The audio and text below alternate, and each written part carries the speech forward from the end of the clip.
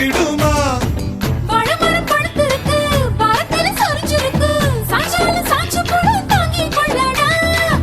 அலமரம் விழுதிருக்கு, அடிக்காலம் பொழுது இருக்கு, அதைய காத்திருக்கு உன்னை தொடத்தா.